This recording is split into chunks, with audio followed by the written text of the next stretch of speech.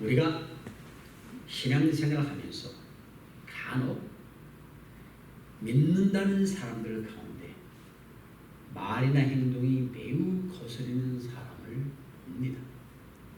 그래서 때로는 저게 무슨 신자인가 하고 여기지는 사람도 있습니다.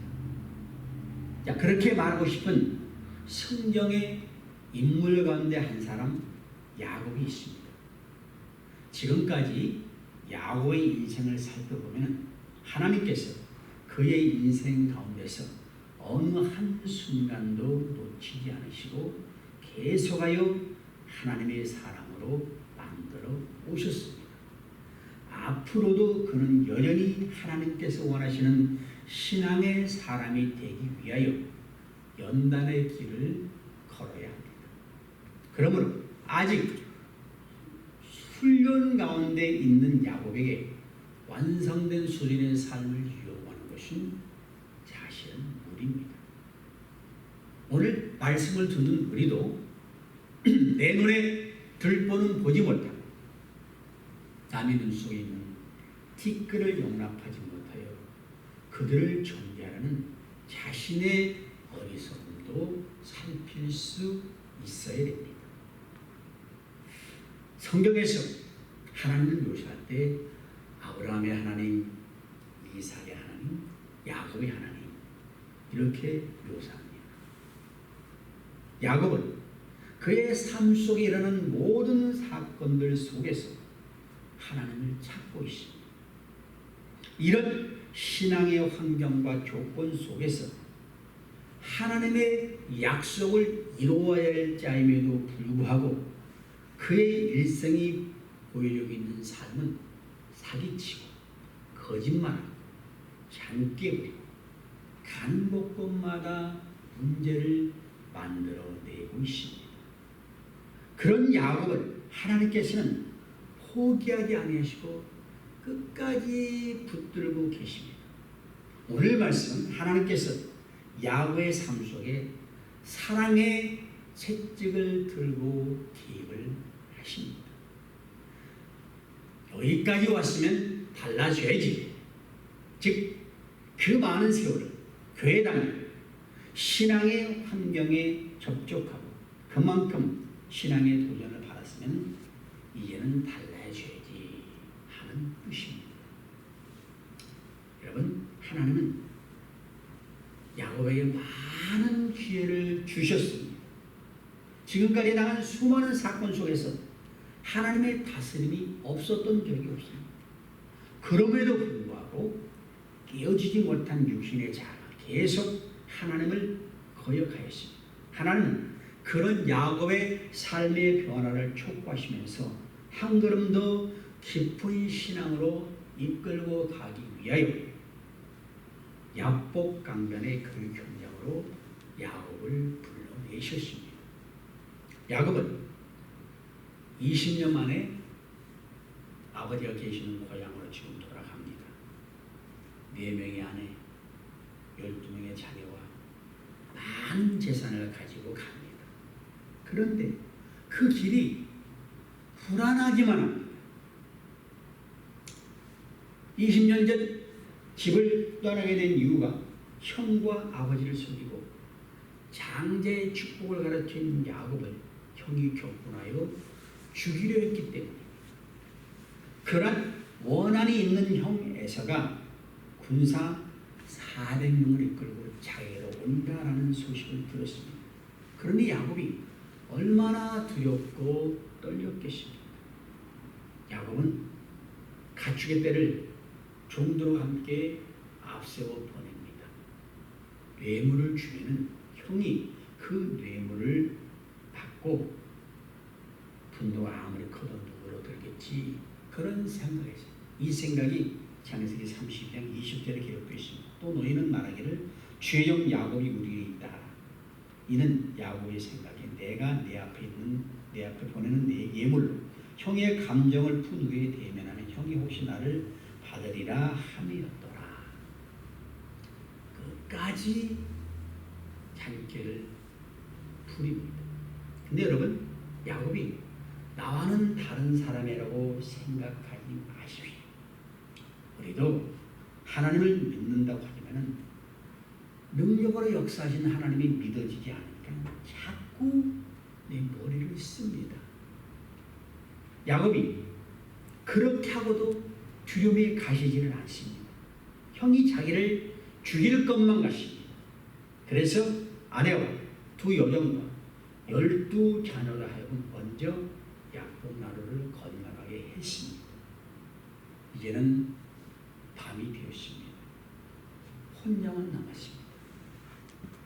얼마나 쓸쓸하고 두려운 밤입니까? 사랑스러운 저 자식들, 힘겹게 지금까지 모아온 재산, 그런데 내가 죽으면 그게 다 무슨 소용입니까? 그래서 자기만 살겠다고 다 떠나버리고 혼자 남아있는 자신이 밉지만 어쩔 수가 없었습니다. 야곱은 눈물을 흘리며 야복날에 그렇게 있었습니다. 그런데 그렇게 울고 있는 야곱이 바로 오늘의 나 자신이라는 사실을 인정해야 됩니다. 그래야 우리에게 소망이 있습니다. 그렇지 못하다면 아직도 내 모습을 보지 못하는 것입니다. 그렇게 하나님께 낮아진 자를 하나님은 만나주십니다. 애초에 하나님의 형상대로 지음받은 인간은 하나님과 교제하며 살 수가 있었습니다.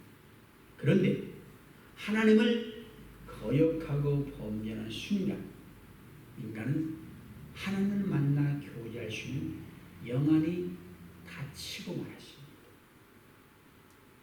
선악을 따먹고 난 후에 밝아진 것은 육안이었습니다. 눈에 보이는 대로 판단하고 선택할 수밖에 없게 되었습니다. 그러나 여러분, 눈에 보이는 것은 불완전합니다. 있다가 없어질 것들입니다. 눈에 보이는 것은 어느 것 하나라도 영원한 것은 없습니다. 그것은 일시적인 것들이라서 그것을 바라보면 실패하고 좌절하게 되어 있습니다. 저는 말씀 듣는 여러분들이 하나님만 바라보시기를 주 이름으로 부탁을 드리겠습니다. 성경에 동방의 의인이라는 욥이라는 사람이 있었습니다.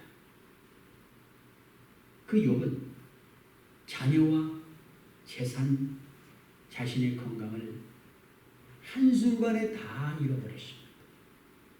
그래서 욥이 무슨 죄악이 있어서 잘못이 있어서 그런 게 아닙니다. 그런데 그 욥은 잃어버린 것 때문에 하나님을 원망하지 않았다 그랬습니다. 욥기 1장 20절 이하입니다. 욥이 일어나 겉옷을 찢고 머리털을 밀고 땅에 엎드려 경배하며 가로되 내가 못해서 적신이 나왔사온즉 또한 적신이 거리로 돌아갈지라도 주신 자도 여호와시요 취하신 자도 여호와시오니 여호와 이름이 찬송을 받으실지어다 하고 이 모든 일에 욥이 범죄치 아니하고 하나님을 향하여 어리석게 원망하지 아니하니라. 하나님을 원망하는 아내에게 뭐라 그랬습니까? 그대 말이 어리석은 여자 중 하나님 말보다 우리가 하나님께 복을 받았은즉 재앙도 받지 아니하겠느냐 하고 이 모든 일이 욥이 입술로 범죄치 아니하니라. 저는 아무리 생각해도 보통 신앙이 아닙니다. 하나님이 붙듯이 하면 이렇게 할 수가 없습니다. 그는 온전히 하나님만 바라보십니다. 욥기 23장 10절 나의 가는 길을 오직 그가 아시나니 그가 나를 단련하시면 내가 정금같이 나오리라. 이렇게 고백을 합니다. 여러분 사실 우리에게는 고난이 문제가 아닙니다. 무엇을 바라보느냐, 누구를 바라보느냐가 문제입니다. 하나님만 바라보면 절대 낙심치 않습니다. 근데 우리는 그렇지는 못합니다. 사람 보고 환경 보면 넘어지고 낙심합니다. 우리 하나님 사랑하는 자녀를 때론 절망의 상황으로 이끌고 가십니다. 왜? 절망 속에서 주님을 만날 수 있는 기회가 되기 때문에 그것입니다. 하나님은 사랑하는 야곱을 어떻게 인도하십니까? 먼저 모든 소유를 의지할 수 없게 하셨어요. 20년 동안 외삼촌과 싸우면서 피땀을 모은 재산인데 다 앞서 보냅니다. 사람은 소유가 있으면 그것을 의지합니다. 망해도 저기 땅이 있으니까, 망해도 건물이 있으니까 팔면 되지. 그게 우상이 됩니다. 하나님은 야곱에게 그 모든 소유를 먼저 다 떠나버려 하셨어요. 그리고 어떤 사람도 의지할 수 없게 하셨습니다. 4명의 아내, 12명의 자녀, 많은 종들 먼저 다 보내게 하십니다. 사람이 기대 언덕이 있으면요, 그것 먼저 의지하고 하나님 의지 안 해요. 하나님은 사람을 의지할 수 없는 환경으로 야곱을 몰아가십니다. 그리고 마지막으로 자기 자신조차도 의지할 수 없게 만드셨습니다. 욕심 많은 야곱은 목표를 정하면 반드시 이루고야만 진정의 사람입니다. 이런 사람은 자신을 과신합니다. 자신에 대한 의로움으로 가득 차 있습니다. 그래서 하나님이 아닌 자신의 힘으로 살아가는 교만이 있는 것입니다. 하나님 야곱이 더 이상 자기를 의지하지 못할 환경으로 몰아가십니다. 이제 아무것도 없어요. 여러분, 우리는 내 자아가 하나님 앞에 꺾어져야 됩니다. 그래야 하나님이 역사하십니다. 소유를 다 잃었습니다. 누구도 의지할 수 없을 때, 내 자신마저도 의지할 수 없을 때가 인간에게는 최고의 절망의 순간입니다. 그런데 그때가 바로 하나님을 만날 수 있는 순간이라. 오늘 본문 24절 이렇게 말씀 시작합니다. 야곱은 홀로 남았더니 어떤 사람이 날이 새도록 야곱과 씨름하다가, 자, 혼자 있습니다. 근데 혼자 있을 때 우리는 정직할 수 있습니다. 혼자 있을 때는 남에게 잘 보이려고 뭐 가면 쓸 필요가 없어요. 그래서 때로는 홀로 있는 시간이 필요합니다. 우리 하나님께서는 캄캄한 몸에 야곱을 야복 강변에 홀로 있게 하셨습니다.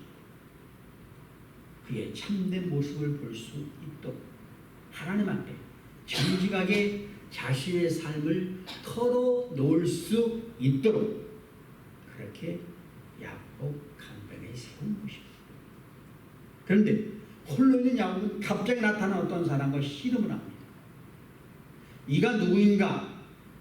호세아 12장 3절 4절을 보면 거기는 천사라고 했고 야곱은 하나님이라고 불렀습니다.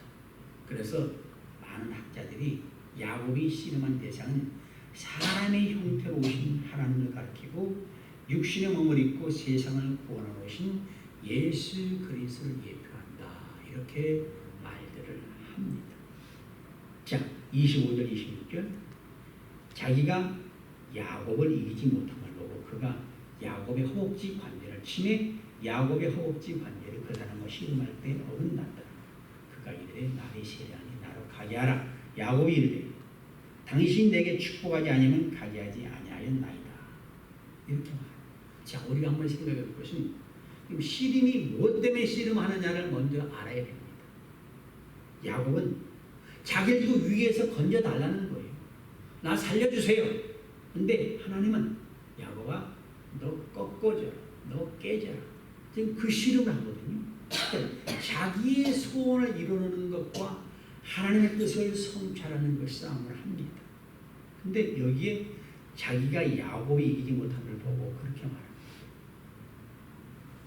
여러분, 어떻게 하나님이 사람을 못 이깁니까? 그래서 인간적인 표현이다, 또 역설적으로 이렇게 말도 하는데, 사실 야곱이 이기지 못한 것은 그 야곱의 강한 의지, 자아가 꺾어지지 않고 회개하지 않았다는 거예요. 그런 야곱을 회개시키기 위해서 환도뼈를 친 거예요. 그냥은 안 되니까 그냥은 너는 안 되는 거예요. 쳤습니다. 이건 하나님의 은혜입니다. 허벅지 관절이 상체와 하체를 연결해주는 골반뼈니까 여기를 치면 설 수가 없어요. 보통 사람 같으면 나가 떨어져야 되는데 야곱은 결사력으로 격합니다. 자기를 무너뜨려 놓고 가려는 하나님께 야곱은 당신이 나를 축복하지 않으면 놓을 수 없다고 내달립니다. 호세아서를 보면은 야곱이 천사와 싸우기 전에 울면서 은총을 강구했다 그럽니다. 자, 생각해보세요. 왜 이긴 자가 울면서 강구를 해요? 야곱이 누군가의 공격을 지금 받았죠. 엉키고 싸우는데 싸우다 보니까는 이게 인간이 아니라는 걸 느낀 거예요. 어떻게 알았어요? 기름 얻은 사람이 허벅지 관절을 가볍게 툭 친 거예요. 무너졌어요. 그때 자기 힘의 한계를 느낀 야곱이 내가 힘이 있어서 이긴 게 아니라 상대가 그냥 져주는 것이고, 근데 성경 자세히 보면은 말로만 져줬다고 그랬지 천사가 진 건 하나도 안 나와요. 사실 야곱이 두려우면 빨리 가라가야 되는데 막 붙들고 늘어져요. 축복에다. 왜? 신적인 존재로 깨닫고 붙들고 늘어진 것이에요. 여러분, 그의 승리가 하나님의 은혜로 이루어졌음을 보여주는 거예요. 꺾어서라도 너 하나님의 사람으로 만든다는 것이죠. 야곱과 씨름하는 이가 물었습니다. 27. 내 이름이 무엇이냐? 그가 가로되 야곱이니이다. 하나님이라면 이름을 몰릴 리가 없죠. 몰라서 묻는 게 아니라 한 사람 이름에 담겨져 있는 그의 존재와 인생의 의미를 물으시는 거예요. 하나님 아시는데 너 스스로 생각해봐라. 네가 누구냐? 너는 어떤 인생을 살고 있느냐? 너의 존재는 무슨 의미가 있느냐? 스스로 자신을 돌아보기를 원하셨어요. 야곱은 속이는 자라는 뜻이에요. 자기가 잘난 줄 알고 그렇게 교만하게 인생을 살았습니다. 그러니까 형도 속이고 아버지도 속이죠. 근데 그 인생이 허망해요. 아무것도 아니에요. 그렇게 흘러와서 여기까지 왔는데 지금 뭐예요? 아무것도 아니에요. 그런 거예요. 내 이름이 야곱인가 나는 인생을 살았습니다라는 고백이에요. 여러분, 누구든지 살아계신 하나님을 만나면요, 인생은 자신이 어떤 존재인지 깨닫습니다. 베드로도 주님을 만났을 때 주여 나는 죄인으로서 나를 떠나소서. 이사야도 주님 만나고 내가 화로다. 주님 만나서 다 자기 모습 보면 설 수가 없습니다. 그래서 예수님을 만나면요, 이해되지 않았던 과거가 해석되고 인생의 의미가 생깁니다. 지금 내가 어디에 있는지 바로 깨닫게 되고 달려가야 되는 목적지도 바로 보고 그곳으로 갑니다. 그러니까 그걸 모르면 계속 오리부중 속에 앙금을 인수가 헤매면서 자기 뜻을 쫓아 살아요. 그게 꺾이지 않는 인생이에요. 여러분, 자신을 한번 돌아보십시오. 내 삶이 정말로 하나님이 없어서는 안 될 뿐인가? 아니면 하나님을 신뢰하기보다 어떻게 해올 수 있다는 자기 중심으로 살아보고서 하는가? 자기 스스로에게 묻고 답할 수 있으리. 28절에 그가 이르되 내 이름을 다시는 야곱이라 부를 것이 아니요 이스라엘이라 부를 것이니 이는 내가 하나님과 및 사람으로 도로 겨루 이겼습니다. 야곱이 청하여 이르되 당신의 이름을 알려주소. 그 사람이 이르되 어찌하여 내 이름을 묻느냐 하시고 거기서 야곱에게 축복한지라. 여기 이스라엘은 하나님 하나님이 싸우십니다. 하나님이 주도하십니다. 하나님이 다스리는 뜻이 있습니다. 그러니까 여기서 주어가 하나님입니다. 무슨 말입니까?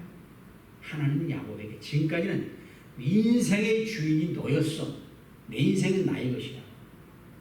그래서 야곱이라는 이름을 가지고 내가 주인인 삶을 살았기 때문에 삶이 속이고 속고 허망했고 복잡했어. 이제는 삶의 주인을 너 자신에서 하나님으로 바꾸라.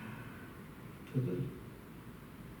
여러분, 놀랍게도 하나님은 우리에게도 이름을 바꿔 주십니다. 우리는 세상 사람과 다투며 살고 있습니다. 세상 붙들며 씨름합니다. 하나님, 너 그런 싸움 말고 하나님과 씨름하는 인생을 살아. 삐자가 꺾어지고 깨지는 그런 삶을 살아. 너가 해결하고 발버둥 치지 말고 하나님께 전심으로 부르짖으며 매달리는 인생을 살아봐라. 그렇게 하나님은 우리를 이끄시는 거예요. 내가 남을 열심히 속이는 인생을 살아봐야 남는 것은 뭐예요? 불안과 염려 외에는 아무것도 없어요. 뭐 있다고? 한순간에 나타납니다. 이스라엘이라 부를 것이 이는 내가 하나님과 사람을 더불어 겨우 이겼습니다. 이 야곱이 승리한 것은 몸부림 비켜서 꺾구치고 싸워서 승리한 게 아니에요. 항복함으로 승리한 거예요. 그러니까 우리는 진짜 승리가 뭔지 알아야 돼요.